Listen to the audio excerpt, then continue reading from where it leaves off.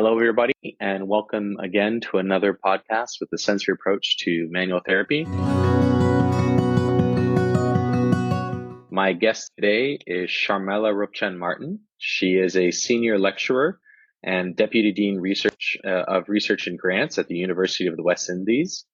I had the fortune to meet Sharmella about a month ago in Jamaica at the Jamaican Association for Sports Medicine, where she was a lecturer on a wonderful subject, and it was so exciting and enticing that I wanted to bring her on. So welcome. Thank you very much, Troy. I'm actually pretty happy to be on your podcast today. Oh, that's wonderful. Looking forward to it. And before we actually get in, I'd just like to declare upfront that anything we discuss would be representing my views only and not the views of the University of the West Indies. So I'm just here on my behalf, having a discussion with you. Fantastic. So the subject that you had brought up in Jamaica at the Congress that I found really interesting was on the retraction of research papers and the massive uptake in retractions that we've seen over the past few years, but particularly last year. And you had mentioned a few subjects around, paper mills that I had never heard of, all these really interesting concepts that even though I've been very involved in research for the past 10 years, were not necessarily subjects I was incredibly familiar with, primarily because I'm not at a university. So I just wanted to know if you could introduce our listeners a little bit to what it is that you talked about, because I found it really wonderful. One of the interesting things, as you mentioned yourself, being a researcher and not being familiar with some of the concepts I was talking about, it's actually typical of many persons who engage in research because universities require their graduate students to do research, but not every university exposes their graduate students to research ethics. So students will prepare a proposal and submit to an ethics committee, but unless you've actually been asked to do a course in research ethics, some of the concepts, apart from, I guess, plagiarism, would be unfamiliar to many persons, which in a sense, I guess, sometimes results in researchers running into problems with misconduct for some of it and not knowing that they've been engaged in misconduct. Because there are many other types apart from what I spoke about in Jamaica. So the typical things that are referred to as scientific misconduct is looking at whether persons has been deliberately fabrication, falsification, and plagiarism.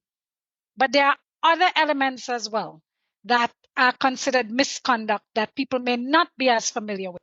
And that would be things like adding high-profile authors just to get your paper published would be considered misconduct. That was Go ahead. So that was an interesting one for me. I found that really interesting because, in the academic world, a lot of authors, they just try to get their names on many papers as they can because it helps them with their status at the university, academically, as well as sometimes even financially. And that was really interesting to me that researchers would be willing to sometimes just put their name on a paper. And you had mentioned that sometimes they don't even read the papers. They just sign off saying, yeah, put my name as an investigator on it, when they have no idea what the research is about, what is being done, and let alone how it's being done. And I found that really interesting. Yeah. And it's something that, there are people that will even pay persons for their name to be on as an author. So they've not read anything, but you actually pay them because you're just trying to get their name to accelerate the process of your publication. And when this happens, you're talking about people who themselves are well-established researchers, which is why you're using their name. So you're trying to use their name in the hope that an editor looks at it and says, oh, I know this person. They're very well, reputed in this area. They've got good work, and then you're more likely to get published as opposed to a young junior researcher just trying to get papers out there, and you're just getting rejections because nobody knows you. So there's a lot of motivation to do something like this. But yes, there are people out there who will actually put their names on papers without having read them.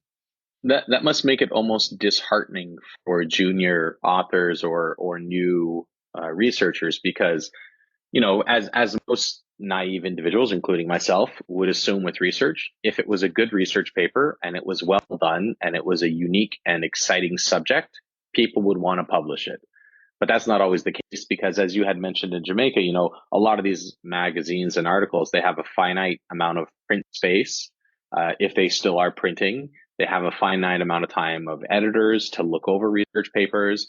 And so they end up finding, it doesn't necessarily come down to, oh, that's a great paper, let's do it. It comes down to what's the best paper that we can get bang for buck.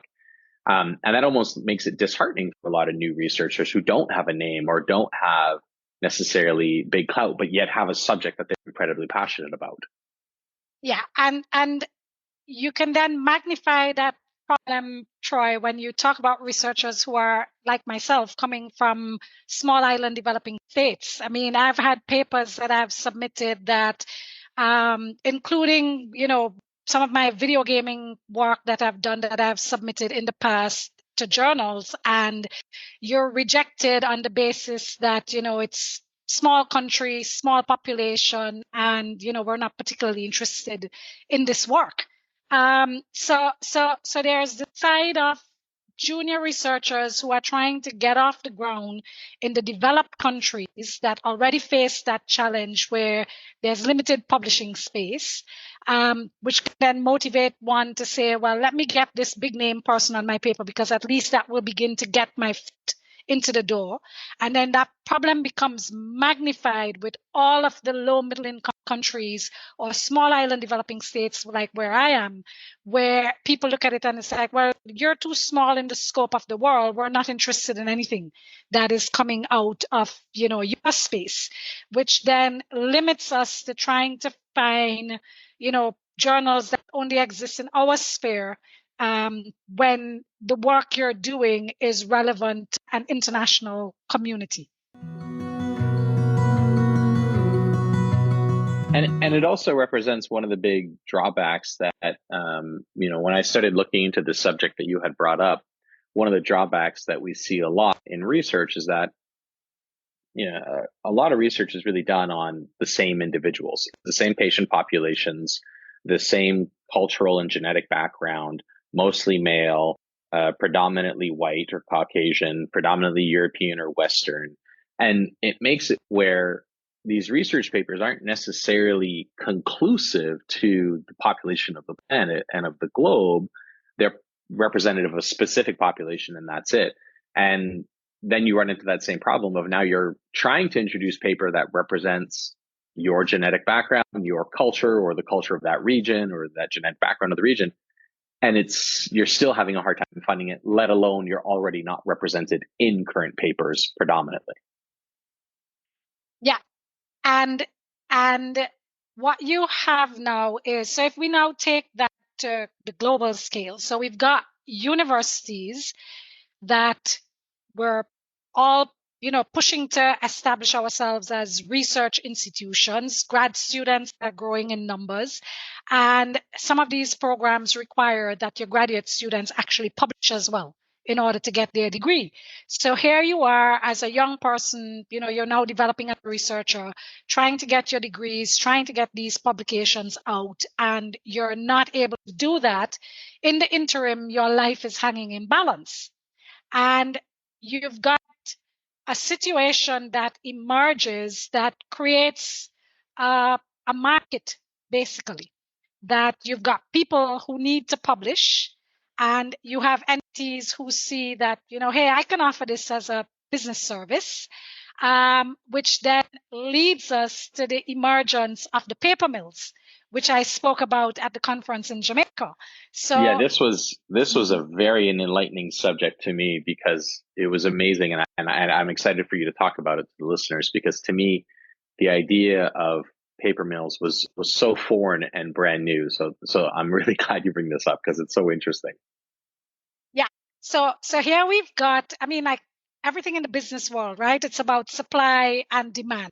So we've got a pool of people across the globe that need to produce research, either in order to graduate from their academic programs or to progress within their professional careers. And they need to produce research which is published in peer-reviewed journals. But we've got limited space in these journals, and sometimes you're not very well established. So even in the journals that are there, they're looking at it and saying, oh, but I'm not interested in this from your side of the world because you're too small. So we've got a demand we've got a need, by persons to publish, and you have these entities who recognize that I can turn this into a business. So the paper mill is really, it's referring to a business that has emerged that offers the service of guaranteed publications. So you essentially pay money and you have your work being published in journals, some of which, I mean, there are many aspects to the process with regards to paper mills. So in some cases, you're struggling to write these papers because I'm overburdened in terms of time, work, but I still need to get papers out. So the paper mills can offer you a service that says, we'll produce the paper for you. So you can see an ad out that says, if you're around author you want to be, do you want to be a first author, a second author? And then you pay the money and your paper is produced. And when it is produced, it's not necessarily produced. And this was the shocking part to me when you told me this. It's not produced by researchers. It's just produced by employees of this paper mill that is being hired to essentially do the work and follow, in theory, the methodology that the researcher and the investigators have put in place. But it's not being done by someone who's in research. It's just being done by an individual who's paid by a company to write or to accomplish the given tasks. Is that correct? That's correct. And then, so that's one situation where you're paying them to produce the whole paper.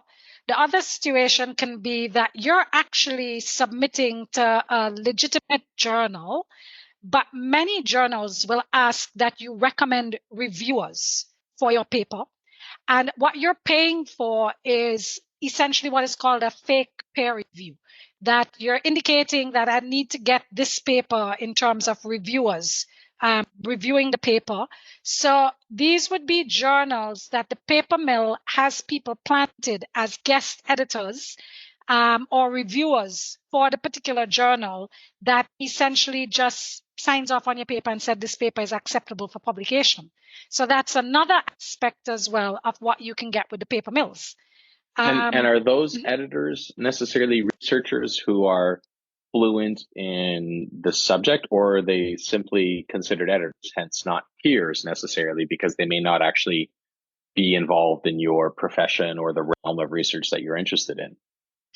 So you can get a mixture. You can actually get persons may have scientific background. That doesn't mean that they actually read your paper properly, because it's all part of a business process that you're already paid to do this. But you can also get persons who don't necessarily have any background in the work, but there's a fake profile that has been created to indicate that they do have background, but they may not have the background. This is similar to as when I heard you talk in Jamaica. To me, this is just so interesting because I love the fact that the science culture is looking at itself and saying, look, we have issues. And, Nature magazine or Nature website, they published an article saying 10,000 papers were retracted just last year alone. And you had some interesting graphs, more numbers about going back. And some of the papers that were retracted, I mean, I've looked at some of them. Some of them are incredibly well cited papers, and some of the papers are still cited today, even though they have been retracted. And one of the things I love about science is that it does this to itself. But one of the downsides to it is, in the modern day, the term misinformation is so popular. And suddenly now it's all those individuals who don't necessarily like quoting research or don't necessarily like listening to science are now almost justified in saying, see, your research is being done unethically, your research is being done poorly. And so in your opinion, is there a wave of support against research now that these retractions are becoming more prevalent and in the news because of that shift against scientific research? Yeah. So we live in an interesting era, Troy, which is an absolutely fantastic one that allows people like you and I to connect, across, thousands of miles, in the globe, real time, different from what we had before. But it's also an age where people are being flooded with information and there's a lot more available to you. So when we look at the concept of scientific misconduct has always existed. We've got lots of situations from, way back during the days of, world wars, where a lot of unethical research was done, a lot of scientific misconduct, but many of these would not have been made public knowledge unless, of course, you're in the realm of studying bioethics and, it becomes more topical for you, but the average person would not be exposed to this. And what has happened with the access to information now, a lot more of the world is becoming aware of these kinds of misconduct, which I believe, yes, has added to people being a little bit more cautious and more questioning with regards to research, what science is doing, and it's impacting on decisions and also public health in certain cases, as we saw with COVID-19.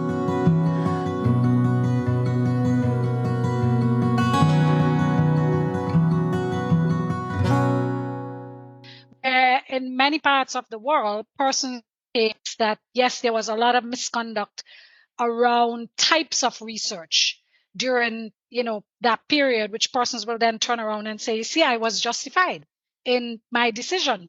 So it's become a really difficult period to navigate and to be able to filter out, what is really driven by sound science and what isn't. I mean, I don't envy anybody out there who's the average non-scientist trying to make decisions about anything in your life these days. And that gets me to a subject that I want to talk about a little bit later about how do we filter out retracted, non-retracted papers. And I know there are a couple of resources available. But before we get into that, one of the other things I wanted to ask about was when it comes to retractions of papers, there are different ways to do it. We have self-retraction and then we have forced retraction. We have people genuinely making mistakes that they go, oops, that was a blunder on my part. And then we have other people maliciously making mistakes, intentionally avoiding, confirmation bias or ignoring pieces of research that would affect their result. Some people go into research blindly saying we want to see what the data tells us. And some people go in with a theory and they do everything possible to prove said theory. And in both scenarios, we have retractions and published papers. Some of them are seen more positively. A lot of the self-retractions are seen as, okay, they saw their mistake, they caught their mistake, they were willing to take their paper out of circulation or make corrections to it. And then others, when they're being forced on it, are seen very poorly and unethically. But even in the self-retraction, do we see that a lot of these papers that do get retracted, especially in the last, I know China was where the paper mills are. You had also mentioned a lot of the Eastern Asian countries where a lot of these paper mills are, it's where their businesses are. Do we see with a lot of these retractions that they're being done because it's just poor scientific method, meaning the peer review wasn't well done, like you had previously mentioned, or they're just hiring these people to write the papers, or is it generally falsification of information? You actually have a mixture of fabrication, falsification, plagiarism. Plagiarism is probably one of the most common situations that tends to arise with retractions.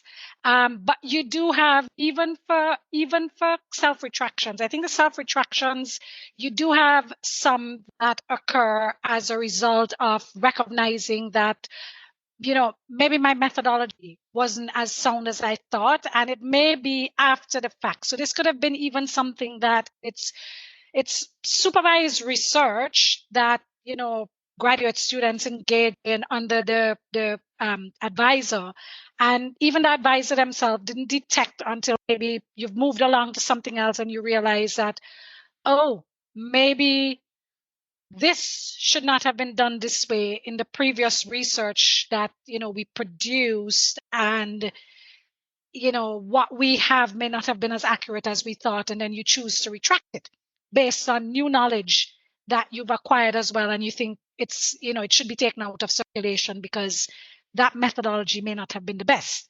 So you can get that kind of that situation. Sounds like the ethical way to take it out. I realize I made a mistake, I'm taking it out. Right. That is the ethical way to take it out.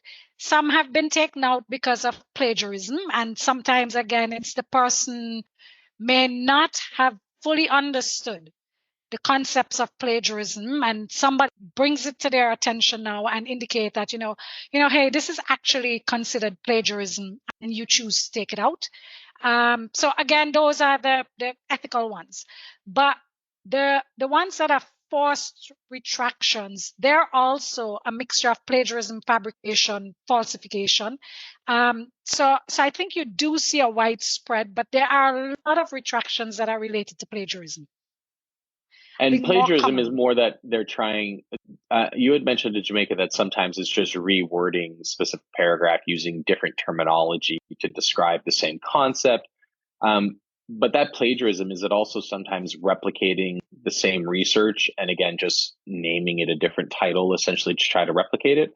Or is the plagiarism just in the literature of how it's written, not necessarily in the actual research being produced? So you've got both situations. So in some cases, you have duplication of papers. So this would now be essentially self-plagiarism that's occurring here. And you're producing a paper that you're basically taking all the work that you've done before, and you may even cite that paper. You've taken the work that you previously published, you've changed a couple of things in terms of the title, the approach, and it's essentially the same work with just minor changes. So full self-plagiarism that's occurring here. You can see situations where the person has also completely, so this is somebody else's work now, and I've duplicated their entire work without any form of referencing, recognition, even their protocols that maybe it's something that was, actually copyrighted and I've replicated, but I've not, referenced the work that was done.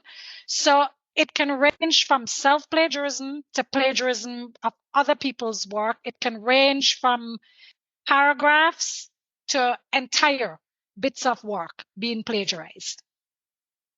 One of the things that you had mentioned that I thought was interesting was the terminology that people use when they're writing an article that kind of should be like warning signs for people reading research papers to say this is potentially a poorly done paper or a paper that needs to be taken out of circulation or a falsification.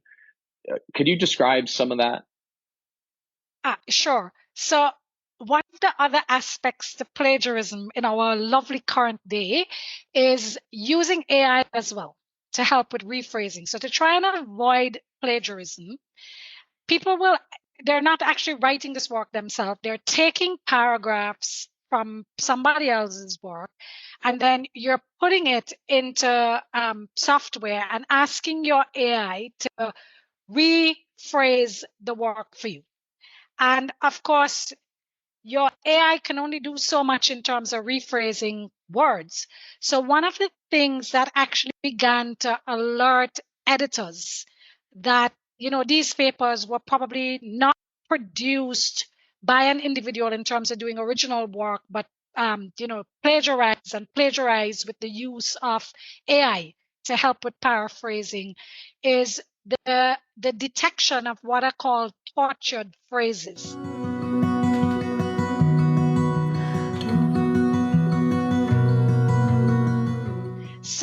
So you take a paragraph, you put it into the AI, you ask it to rephrase for you, and it's going to generate phrases to try and avoid, being identified as plagiarism. And I gave some examples like artificial intelligence being referred to counterfeit consciousness, kidney failure.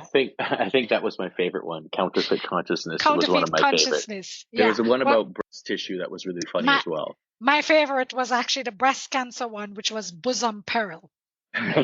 Bosom peril is a wonderful way of describing it. That's right. And then there's kidney failure, which was being phrased as kidney disappointment. So those are, some of the kinds of things that began to alert editors to, we've sort of moved into a different realm here, which is it's no longer somebody just taking people's work and rewriting the paragraph and you pick that up easily. You're now having artificial intelligence helping to rewrite, and then things are being put into papers that when you read them, it's like, this is a very strange expression. This does not make sense. What are they talking about? With that in mind, would this not perpetuate the cycle then of individuals who are coming from a different culture, who English is not their first language, and they may have descriptive text that is different? For example, in German, you can have a word, I cannot remember the word, but you can have a word that describes self-guilt that is minor, and then you can have a different word that is anger around guilt towards something that is major. And in English, we would just say the word guilt. But in German, they're two different words and they mean two different concepts. And so when they say something like bosom peril, as an example, sure, we're using that as an AI or a counterfeit consciousness description, but would it also not perpetuate the idea that individuals coming from non-English speaking countries would have a harder time getting research published because perhaps they actually are being ethical, they are doing their best, but their translation is poor or just not exact? Or would the editors of said magazine that's publishing it actually go back and change the wording to make sure it's reflecting what is intended? So that actually is a challenge for persons who are non-English speaking trying to publish in English speaking journals, especially given that the amount of journals in some of the other foreign languages are limited as well. When persons are trying to get their work translated for publishing in English, they really do need to work with someone who can help with the translation with regards to context and making sure that it's appropriately represented. Editors may flag it, like you recognize that this paper looks like a pretty good paper. It looks like sound quality work. And you reach back to the authors in terms of asking them to liaise with someone whose first language is English to aid them with ensuring that these are correctly done. So it may not be rejected straight off, but it would go back with a request for revisions with a recommendation to work with someone whose first language is English to aid them with the translations. But the editor would not necessarily make that change, because the editor would then be running the risk that they may also be misinterpreting and you're making a wrong, correction. I'm specifically thinking as well of like Chinese medicine. In Chinese medicine, there's a lot of terminology that is described that doesn't translate into Western medicine when it comes to like metal or fire or wind in the body and the healing that a lot of acupuncturists or Chinese medicine practitioners will do. And there's no direct translation. And so I often wonder how much that gets flagged and is either falsified or retracted because it doesn't seem to be accurate versus AI, which is out there deliberately, having plagiarism being the result. Yeah. I suspect that you do get some of these being flagged as well in our current context. But again, it would be something that if it goes back to the authors, they're actually given the opportunity to respond, and then you can show where this was genuine errors that occurred, and then you work with your editors in terms of figuring out what's the best way to do this. Because when your work is flagged as misconduct, you are notified and you're asked to come forward with sometimes. So if it's a case that your data is being questioned, you may be asked to produce the original data set for assessment and evaluation. In the cases where, the words, the phrases are looking strange, they may ask you to, again, either produce some stuff or, to explain. And if you can't provide that explanation, or you can't come forward with the original data that supports the work that you've done that other people can look at and evaluate, then the work ends up being retracted. So it's not just automatically straight off retracted and says, it's flagged, but you go through a process of investigation, and the person does have the opportunity to respond. So with that in mind, last year, I mean, the big number was 10,000, but there have been retractions before that, but it rose sharply. Does that mean that those 10,000 were essentially all reviewed? Or because that seems like a very large number to potentially have reviewed and retracted in the same year. Or was it more that one of these paper mills was put out of circulation, and because of that, they said, no, all the papers that came out of there were shown to be unethical and things like that? So we've got a situation where many of those still would not have been reviewed. So they've been taken, or they've been taken out, they've been flagged for retraction, but they still need to be investigated. So you won't get a label retracted on it yet because it's still being investigated. The other situation that occurred is a clear identification or tagging to a lot of these articles being published in Hindawi journals. So Hindawi was shut down in 2003 because of the link with a lot of paper mill work being presented in these journals. So the brand has been discontinued, and some of these journals are now out of circulation altogether by the owners, Wiley. So some of those will probably not be reviewed at all. But in that 10,000, you'd also have, numerous things that are there that were not necessarily in the Hindawi journals and would still need to be reviewed. And this is part of the problem. Like, something will be flagged as questionable, and it's flagged in terms of, needing to be investigated. That time period between the article being flagged and having an official retraction stamp on the article can be a pretty prolonged period, which means that you can have data that is out there that is not legit being in circulation for a period with lots of readers. I think one of the ones that jumps out for me, there's two of them. I think the first one is the vaccinations and autism, and I think that's one of the most popular ones. Right. And most well known for retracted research papers. The doctor had falsified a lot of information, including, the permission of the children being tested and all these things. And the other one that I think was more surprising to me was the cardiovascular research that was done on the Mediterranean diet. Because that one, I mean, I'm in massage therapy, and, my world is circulated with a lot of people who focus on well-being and health, wellness and health profession industry. And that paper, when it came out, just, went global so fast, especially in the alternative health professions, where they said, look, this diet can really impact your cardiovascular health so significantly. And I don't think enough people are actually even aware that that's been taken out of retraction because the paper was done poorly and the findings were shown to be inconclusive. And those to me are two really big ones that shout as, okay, these came out of retraction, and there was no major announcement showing it was poorly done, except perhaps the vaccine one where it made news, especially around during COVID.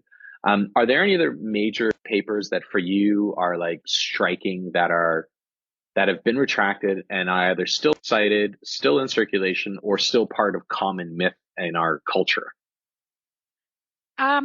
one of the ones that is added to that list in terms of being famous is the work that was done by Huang Suk, which was tied up with a lot of work related to cloning.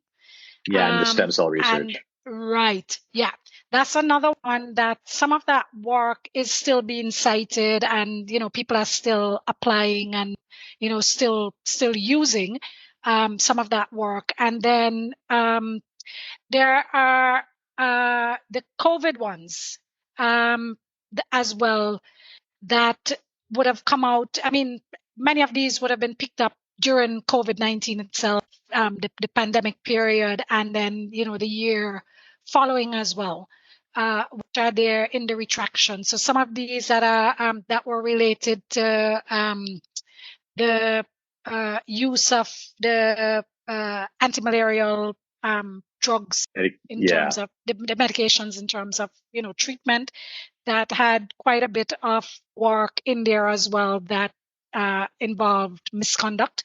So there are some of those as well that are out there.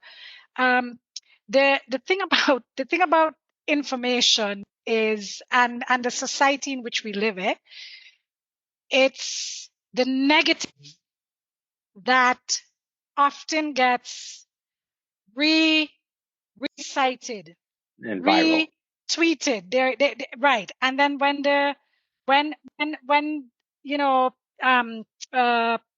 things come out, the push with regards to the fact that we've recognized this and we've pulled it, and we're not encouraging people to use these things, that doesn't get the same level of push out into our virtual spaces. So there's a lot of work that gets out there and then becomes part of what people are using to drive behaviors, to make decisions, but they're not aware that they should not be using this work anymore because that aspect doesn't really make the news the same way. Yeah, I talk about that a lot with pain with my clients. We say, everybody focuses on how bad they feel. Nobody wakes up in the morning and says, I feel good. They go, I feel normal, or they don't even think about it. But on the days that they feel bad, they definitely comment on it. And that's an interesting, everybody likes focusing on how uncomfortable or how bad or the big news is, but they don't necessarily pay attention to how good things are or how positive things are. It just is not as big of a splash.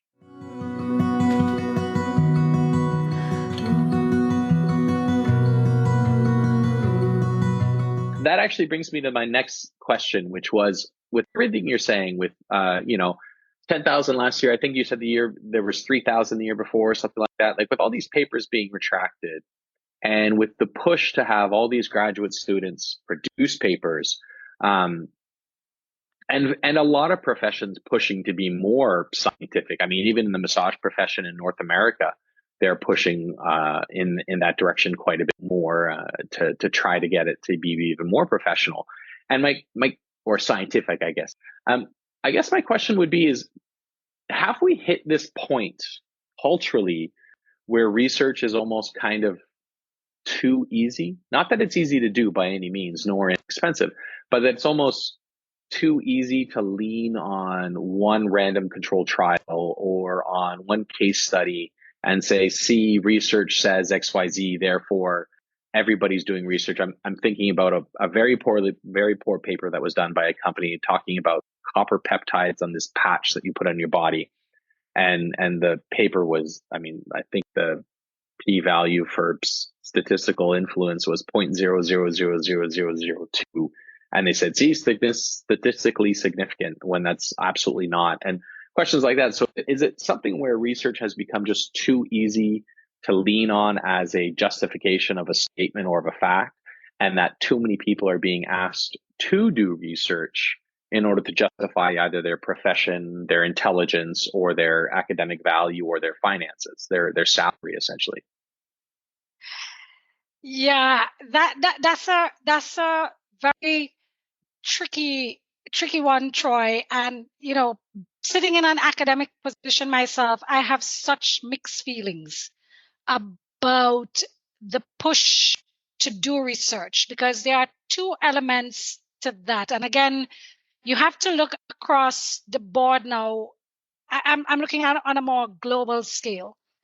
We have many different situations and scenarios. So academic institutions trying to increase research output because that's your marker that you're doing well.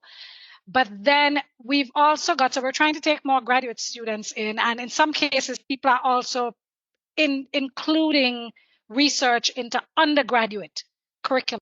So we've got undergraduate students in many areas now being asked to do research as well as part of their program, not at the same level as a graduate student. Then we've got your graduate students, and we're trying to increase the number of graduate students.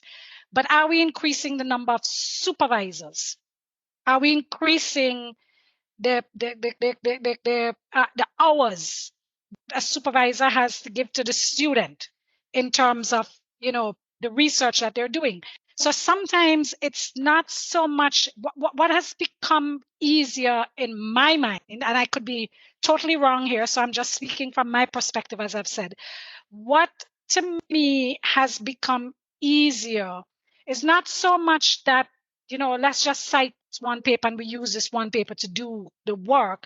What has become easier is the circumstances that allow for poor quality work to get out there, to then be published, and then make it to a large reader audience to guide their actions. That whole circumstances has changed over the years, and it's become easier for misconduct. So because there are so many people trying to publish paper, the quality of the papers are being diminished. Essentially, the quantity is being increased, but the quality is not necessarily being supervised as diligently in the past.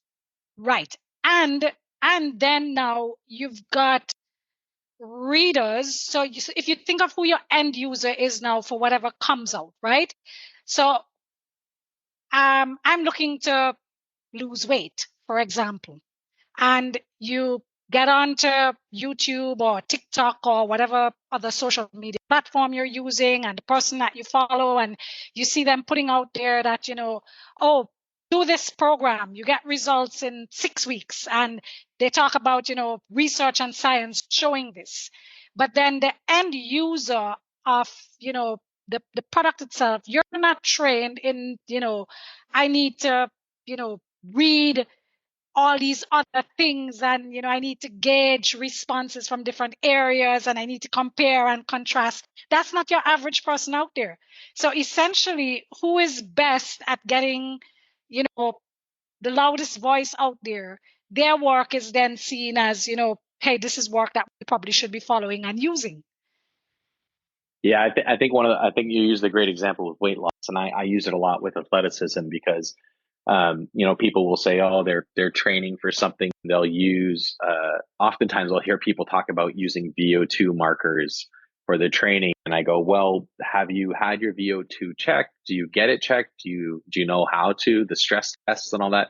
And a lot of them don't do that. And I go, well, then why are you training using VO2 markers? Because you're not doing it accurately. And I think that's a good example. They follow a lot of the wisdom that is online, but don't necessarily have the time, energy, or resources to gather all the information to make what they're reading valuable and contextualize it into a global scale of their health. I think that's really, Right. I think that's really tricky. It's a tricky one, and they're trusting that the wisdom that they're following has done the due diligence. So they've done the work, and they've reviewed, and what they're giving them is legit stuff. But then that's not always the case. And I would actually go further and say it's can very get out there. Yeah, I would actually say it's rarely the case. There you go. There you go. So then, before we wrap up, I wanted to ask you about what people, because a lot of my listeners are healthcare professionals and interested in science and research, and a lot of the stuff I teach has a lot of research in it. And so, what are some of the resources? I know that there's a few resources that you spoke about. One of the ones that I use is Retraction Watch. But what are some of the other research or resources people can use to find out, is this paper something that one is under review, retracted, that I shouldn't be citing anymore, or that I should go back and correct my citations? Yeah. So retraction watch is one of the most heavily used one as well, which I use. But there's also situations like you might see, for example, that the paper is indicating that they've been funded and they're giving you the grant numbers, which you're required to do with funded research.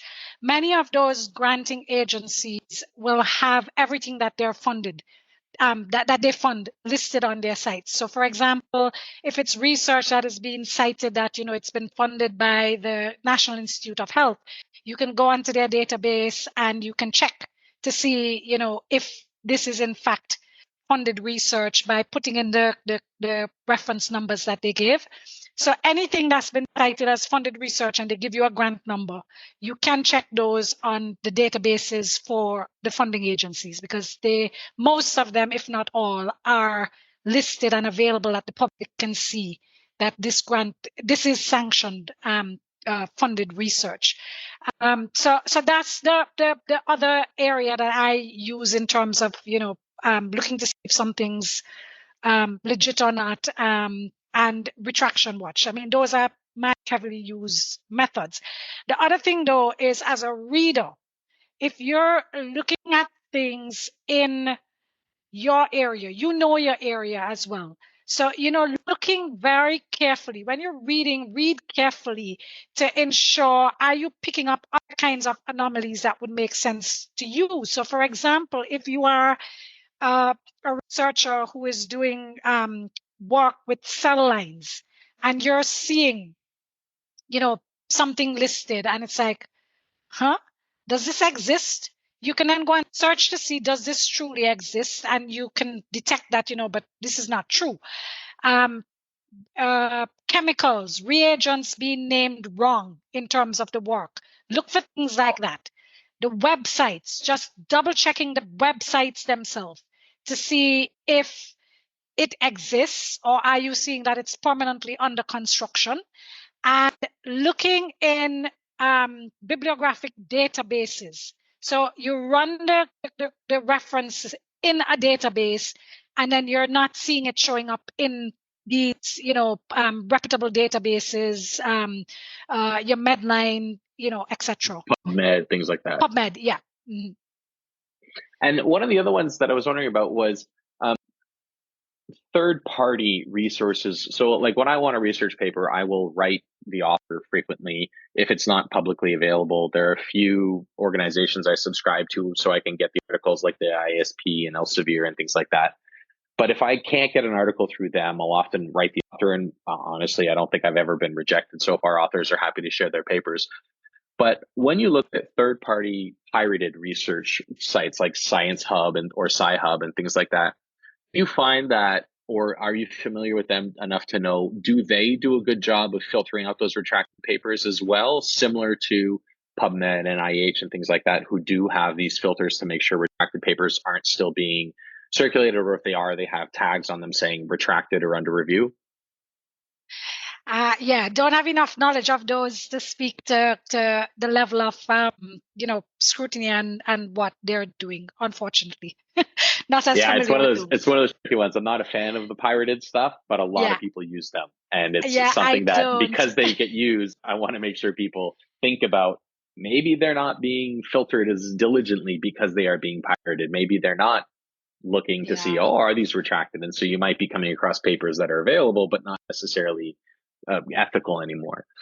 Well, thank you so much. I mean, this was wonderful. I really hope my listeners enjoy this, because this for me is an important subject that people have to pay attention to, that I was enraptured by when you presented it. And I really enjoyed that. Yeah, thank you very much for having me, Troy. And I really would seriously recommend that anyone who is involved in any form of research, if you've never done a course in just basic research ethics and scientific misconduct, there are short courses out there that are offered by the funding agencies, like the NIH. WHO has a short ethics one as well. Just get familiar with it, because life is becoming more and more complicated with regards to research. And if you understand some of these concepts that are related to, scientific misconduct, scientific integrity on the whole. It makes your life easier as well when you're trying to produce your legit work. So just being able to write a paper, and stay on track with sound science and understanding the ethics side of it. It really is important, and it's not something that most researchers are exposed to in a structured way. At the PhD level, yes, but we also have, like I said, a lot of undergraduate students now doing research as well, many more master's students, and in many parts of the world, they have no exposure to ethics training and scientific integrity. So, Thank you. I'd strongly Thank you so encourage much. it. Thank you. That's awesome. You're welcome. Thank you.